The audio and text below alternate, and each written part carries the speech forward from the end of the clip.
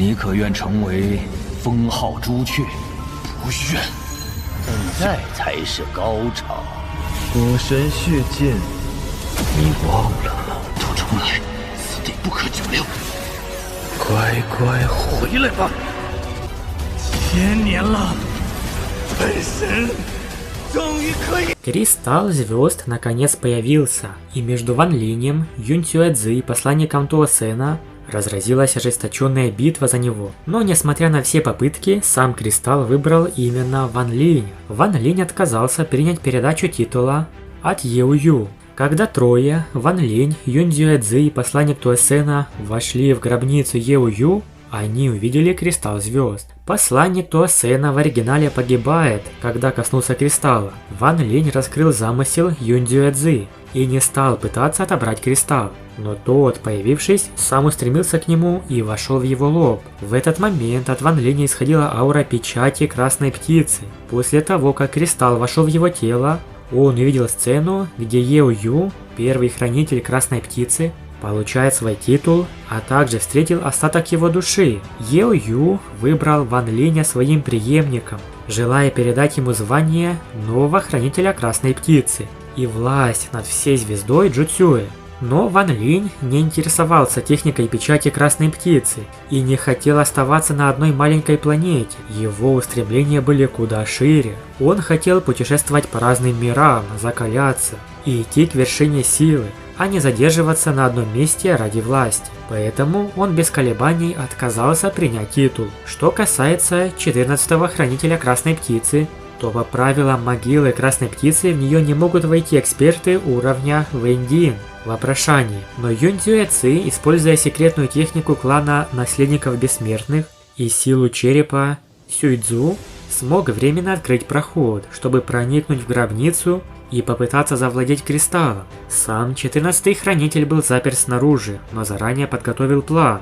Он отдал своему старшему ученику Тяньфэну небесный метеорит. Если Тяньфэн применит эту реликвию, то у него появится возможность войти в могилу красной птицы. Главная цель посланника Туосена в могиле красной птицы заключалась в том, чтобы завладеть сияющим кристаллом звезд и тем самым помочь своему истинному телу выбраться из Кровавого моря.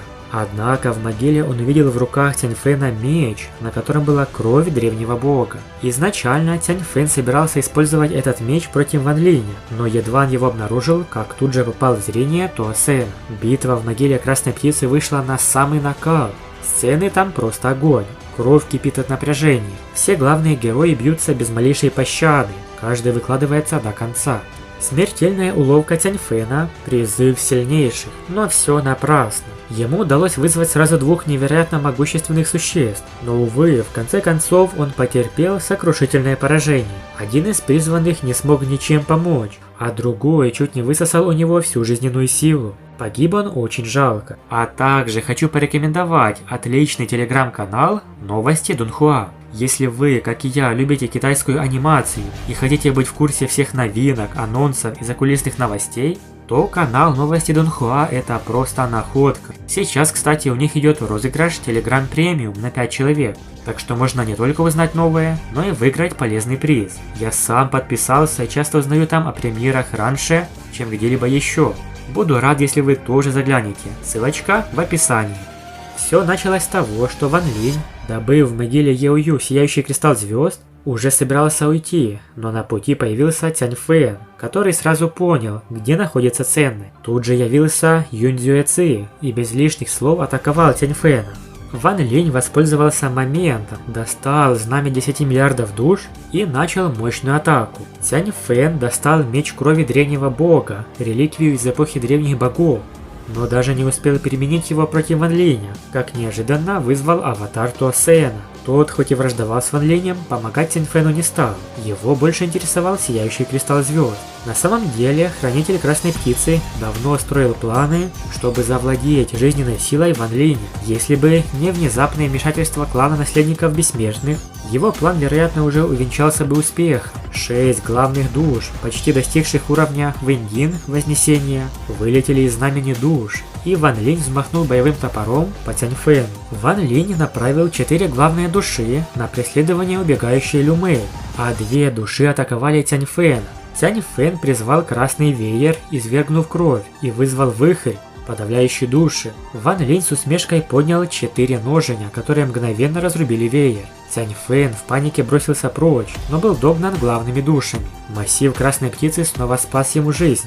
Цянь Фэн попытался воспользоваться моментом, чтобы бежать, но был окружен знаменем душ и попал в ловушку. В отчаянии он закричал, угрожая уничтожить всех вместе с собой, на что Ван Линь холодно ответил, что это исполнение обещаний перед Хунде.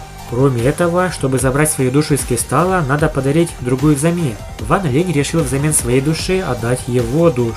Ван Линь действовал не просто так. Он выполнял просьбу Хунде, которая еще перед своей смертью попросила убить Цянь Фэна, оставив для этого кнут Кунцзы и способ разрушить его намерения. 2 величайших сокровища Цянь Фэна оказались бесполезны, а Ван Линь с помощью знамени 10 миллиардов душ изранил его до полусмерти и в конце концов убил. Так Ван Линь полностью отомстил за Хунде. Цянь Фэн погиб окончательно, а Ван Линь испытал полное удовлетворение. Все прежние интриги против него теперь обернулись против самого Цянь Фэна. Настоящая пощечина за пощечину. Схватка получилась зрелищной и напряженной. Кто бы мог подумать, что Ван Линь, благодаря множеству сокровищ и хитростей, так унизит Цянь Фэна. От безысходности Цянь Фэн вынимает старинный меч, главнейший артефакт своей семьи. От него исходила древняя сила.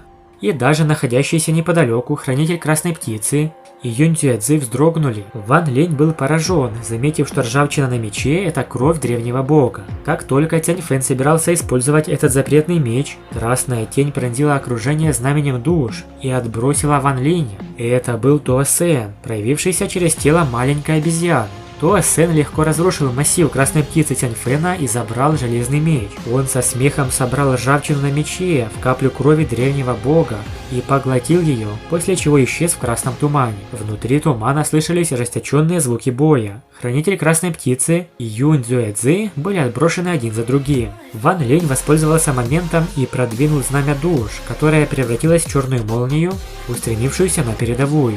Под действием печати жизненной силы Цянь Фэн был разрушен и погиб, а Ван Линь успешно вернул свою жизненную душу. Когда Ван Линь готовился к отходу, то Сен появился, держа в руках белый кристалл. Он метнулся на Ван Линя словно молния, легко разрушив всю его мощную атаку. В критический момент Ван Линь слился со всеми душами из знамени 10 миллиардов душ, создавая главную душу начального уровня Вэньдин – вопрошание. Главная душа применила технику самоуничтожения, вызвав колоссальную разрушительную силу. Туо Сен был тяжело ранен, но все еще не исчез. Когда казалось, что надежды больше нет, внезапно появился таинственный человек в маске, применивший мощное заклинание печати, чтобы оттолкнуть Туо Сена и дать Ван Линю шанс выжить. Но Туо Сен оказался непрост. Получив из меча крови древнего бога, кровь девятизвездного древнего бога, он резко усилился. Сходу он разгромил хранителя красной птицы и Юнь Цзы, завладев сияющим кристаллом звезд. С кристаллами божественной кровью он окончательно обрел свободу, но ненавидя Ван Линя, он тут же напал на него. Даже с знаменем 10 миллиардов душ Ван Линь не мог ему противостоять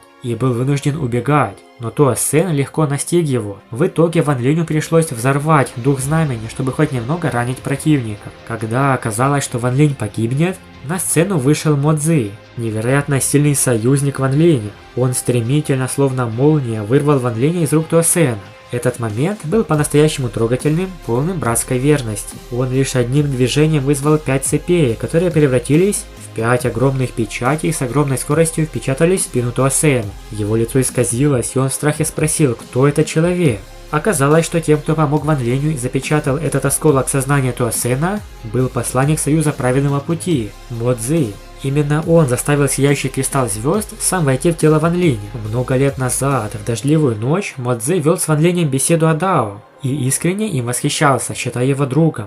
Однако Ван Линь не хотел всю жизнь оставаться на звезде Джуцюя, поэтому отказался от предложения Мо Цзы и добровольно передал титул 15-го поколения Хранителя Красной Птицы Джоу Таю. Мо Цзы уничтожил аватар Туо Сена, восстановил кристалл, а также позаботился о делах народа Сянь-И, передав титул 15-го поколения Хранителя Красной Птицы Джоу Таю. После этого он также быстро покинул место событий. Ван Линь, передавая ему титул, рассчитывал, что после своего ухода со звезды Джуцюя все, кто связан с ним, смогут получить защиту и заботу Джоу Тая. Вот такие интересные события нас ждут. Большое спасибо за просмотр. Подписывайтесь на канал Ставьте лайки, всем пока!